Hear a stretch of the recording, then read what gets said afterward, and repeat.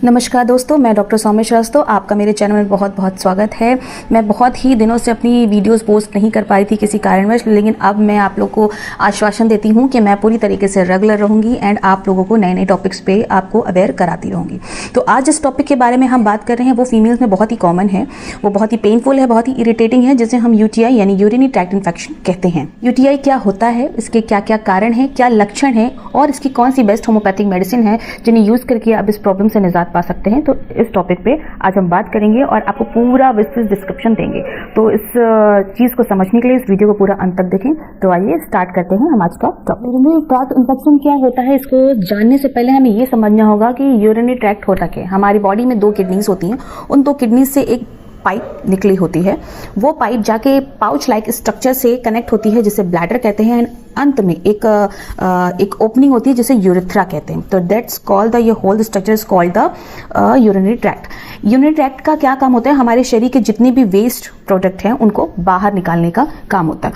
अब इस ट्रैक्ट में कहीं भी इंफेक्शन किसी तरीके से हो जाए जिससे हमारी यूरिनरी जो है उसमें मिक्सचरेशन है, जो प्रॉब्लम हो रही हो, यूरिन निकलने में प्रॉब्लम है, यूरिन निकलने के बाद प्रॉब्लम है, या यूरिन होल्ड नहीं कर पा रहे हैं, या फिर यूरिन पाउच में जो यूरिनरी ब्लैडर है जिसको हम पाउच का नाम दे रहे हैं उसमें इकट्ठा हो जा रही हो लेकिन पूरी तरीके से बाहर नहीं निकल पाई, तो ये कुछ टाइप के सिम्टम्स होते हैं या आप कह लीजिए बीमारी होती है।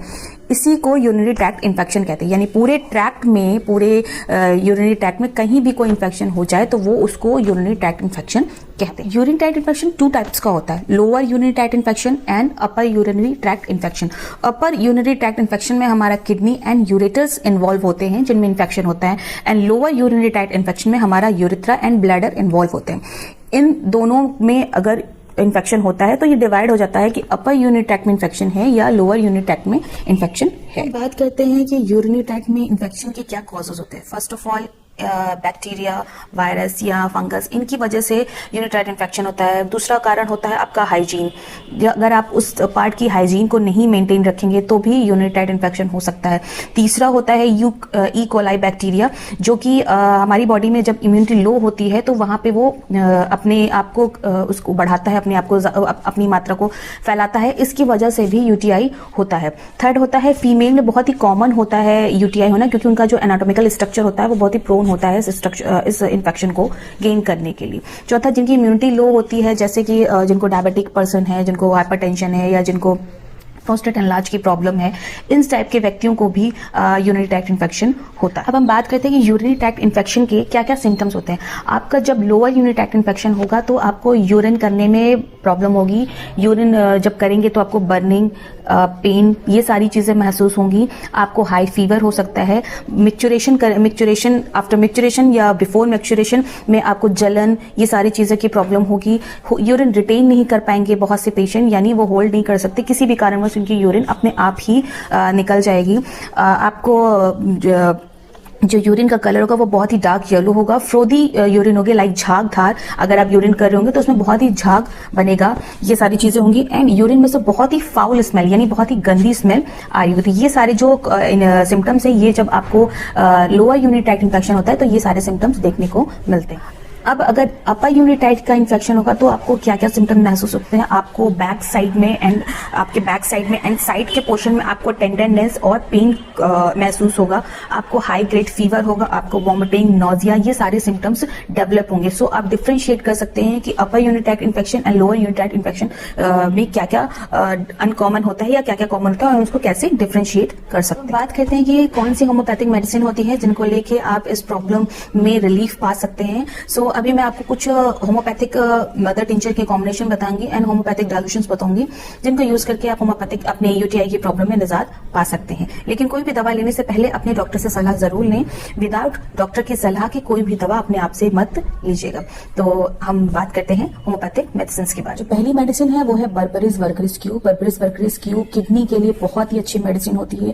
किडनी रिलेटेड कोई भी प्रॉब्लम हो, चाहे इन्फ्लामेशन हो, सूजन हो, किडनी स्टोन में बर्बेरिस बहुत ही अच्छा वर्क करती है। हमारी जो सेकेंड मेडिसिन है वो है एपिस क्यू। एपिस क्यू जब यूरिन पास आउट करते समय जलन हो रही हो, इन्फ्लामेशन हो, सूजन हो, सिस्टाइटिस में भी इन्फेक्शन जो इन्फ्लामेशन हो जाता है उसमें भी एपिस क्यू बहुत ही अच्छा वर्क करती है। और हमारी जो थर्ड मेडिसिन है सेगमेंट की वो है ओसिमम कैन क्यू, उसमें हम कैन क्यू यूरिन से रिलेटेड कोई भी प्रॉब्लम हो, इन्फ्लामेशन हो, इन्फेक्शन हो, या फिर आपको यूरिन पास आउट करते समय जलन हो रही हो, पेन हो रहा हो, आपकी नाभि के नीचे पेन महसूस हो रहा हो, ये हर हिस्से में आपका बहुत ही अच्छा वर्क करती है।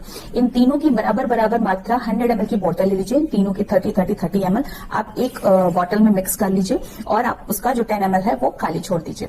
सो आपका 30 यानी 90 ml प्रिपेयर हो जाएगा और इसकी 20 बूंद आधे कप गुनगुने पानी में आपको दिन में 3 बार लेना है।